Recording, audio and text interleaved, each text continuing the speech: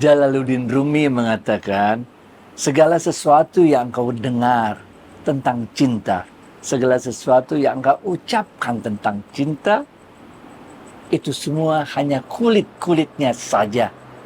Karena cinta yang sesungguhnya adalah rahasia yang tidak pernah terungkapkan.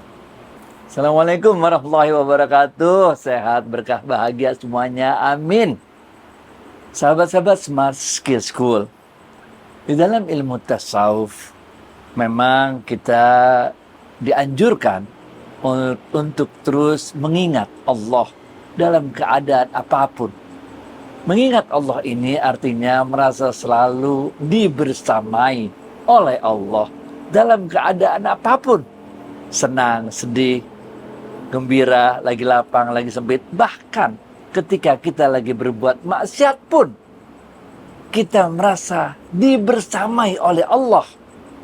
Sehingga pada saat itulah kemudian ketika kita merasa dibersamai oleh Allah, kita menghentikan perbuatan maksiat kita tersebut. Inilah yang dimaksud oleh Jalaluddin Rumi. Apapun amalan-amalan yang lahiriah, apakah kita melakukan berbagai kebaikan, amar ma'ruf, atau kita menolak segala keburukan, nahi mungkar. Semua bentuk kecintaan kita kepada Allah, semua bentuk kecintaan kita kepada Rasulullah, selama dia bisa didengar dan bisa diungkapkan, maka itu semua hanyalah kulit-kulitnya saja. Karena kecintaan kita yang sebenarnya pada Allah, kecintaan kita yang sebenarnya pada Rasulullah adalah rahasia kita yang tidak pernah terungkapkan. Ketika kita melakukan sholat malam, ini pentingnya kalau dalam ilmu tasawuf itu, kita sholat sendirian itu, memang kita kalau sholat wajib, ya kita jamaah di masjid, ya itu ya. Tapi itu nggak cukup kalau dalam ilmu tasawuf. Kita harus memiliki waktu-waktu tersendiri untuk melakukan sholat, bahkan juga tidak berjamaah dengan istri kita, enggak, sendirian aja. Karena cinta itu adalah rahasia yang tersembunyi. Nah ini. Itu sebabnya dalam ilmu tasawuf kita diminta untuk selalu mengingat Allah. Kita perlu waktu-waktu sendiri untuk bisa merasakan, mengungkapkan, dan merasakan balasan ungkapan itu dari Allah. Nah ini. Kayak apa rasanya nggak tahu. Rasanya happy aja, rasanya senang aja, rasanya bahagia aja kalau habis sholat tahajud itu gitu. Rasanya happy aja, senang aja kalau kita baru melakukan sesuatu yang benar-benar kita tidak ingin dilihat oleh orang lain, kecuali Allah saja yang mengetahuinya ini. Ini yang namanya cinta yang tersembunyi. Itu sebabnya juga Ibnu Athaillah mengingatkan kepada kita, jangan engkau berhenti dari berzikir, mengingat Allah, walaupun dalam zikir-zikirmu itu engkau belum merasa, belum bisa menghadirkan Allah bersamamu. Karena jauh lebih berbahaya, kata Ibnu Athaillah, engkau melalaikan Allah ketika engkau tidak mengingatnya, daripada engkau melalaikan Allah ketika engkau mengingatnya. Karena bisa jadi secara lahiriah kita zikir, tapi sebetulnya kita lagi sibuk nonton sepak bola. Nah, ini benar ya? Memang betul, ini terus jalan zikir-zikir, tapi kita belum berhasil menghadirkan Allah dalam zikir-zikir kita itu. Ibnu Athaillah mengatakan, gak apa-apa, zikir aja terus, benar gak? Karena jauh lebih berbahaya kita melalaikan Allah ketika kita tidak mengingatnya, daripada kita belum berhasil menghadirkan Allah dalam zikir-zikir kita itu. Nah, inilah sebetulnya dalam ilmu tasawuf. Kalau kita mengingat lagi apa yang disampaikan oleh Rasulullah SAW, Rasulullah SAW mengatakan, tidak ada seorang pun yang masuk surga dengan amalannya. Kemudian para sahabat bertanya, juga engkau ya Rasulullah? Rasulullah SAW mengatakan, iya, juga aku. Kita masuk ke dalam, Rasulullah SAW mengatakan, kita masuk ke dalam surganya Allah itu karena rahmatnya Allah. Karena kasih sayangnya Allah kepada kita. Bukan karena amalan-amalan kita. Dalam kisah tasawuf yang lain diceritakan, bagaimana seorang yang ahli ibadah, ketika dia mau masuk surga, Allah mengatakan, masuklah engkau ke dalam surgaku dengan rahmatku. Maka dia mengatakan, ya Allah, mengapa aku harus masuk surgamu dengan rahmatmu? Kenapa tidak dengan amalanku? Maka Allah kemudian mengatakan kepada orang tersebut, lihatlah gunung di sebelah kirimu. Nah, maka ada gundukan tanah kecil. Nah, itulah amalanmu. Sekarang lihatlah sebelah kananmu. Maka di sebelah kanannya ada gunung yang sangat besar.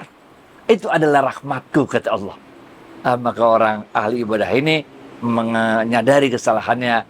Kemudian dia meminta maaf, istighfar kepada Allah. Kemudian dia masuk ke dalam surganya Allah dengan rahmatnya Allah. Itu sebabnya juga Ibnu Arabi mengatakan, apabila engkau menerima pemberian dari Allah yang sesuai dengan kehendakmu, maka sungguh itu adalah ujian untuk dirimu. Sebaliknya, kalau engkau menerima ujian dari Allah yang tidak sesuai dengan keinginanmu, itu adalah anugerah dari Allah untuk dirimu.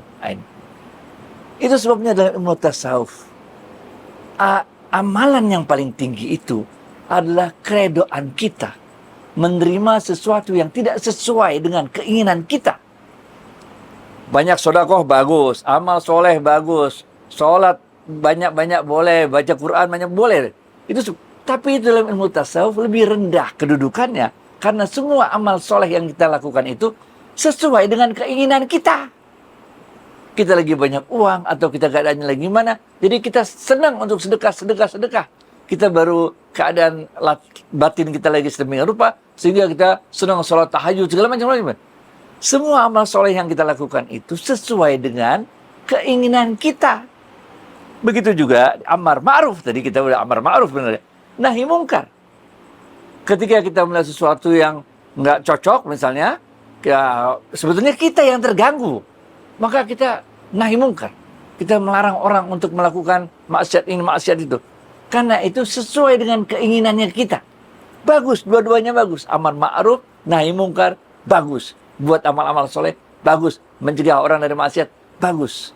Tapi selama itu kita lakukan sesuai dengan keinginan kita, itu masih lebih rendah kedudukannya daripada ketika kita mampu menjalani hidup ini redho atas apapun yang menimpa diri kita yang tidak sesuai dengan keinginan kita. Ini.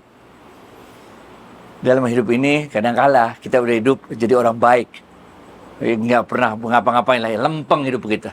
Tahu kita dapat berbagai macam musibah yang tidak sesuai dengan keinginan kita. Nah, ini.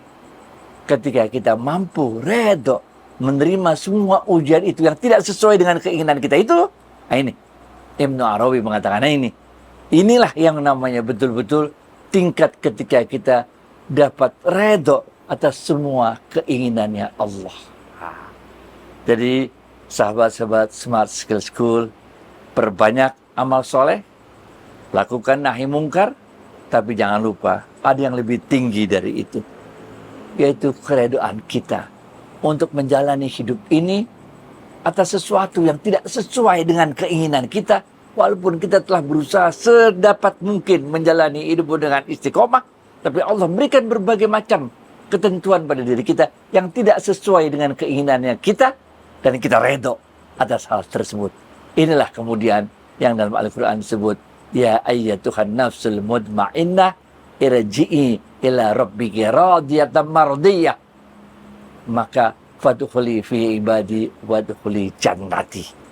Inilah juga yang dalam kajian lalu disebutkan dalam Al-Quran, innal ladzina qalu rabbunallahu tsumma istaqamu tatanazzalu alaihimul malaikah alla takhafu wa la tahzanu wabsyiru bil jannati allati kuntum tu'adun. Jangan khawatir jalanin hidup ini, Allah akan menurunkan malaikat-malaikat kepada kita, dan malaikat itu selalu membisiki kepada kita, jangan takut, jangan khawatir urusan dunia, untuk urusan akhirat Allah telah janjikan surga untuk kita. Terima kasih banyak. Assalamualaikum warahmatullahi wabarakatuh.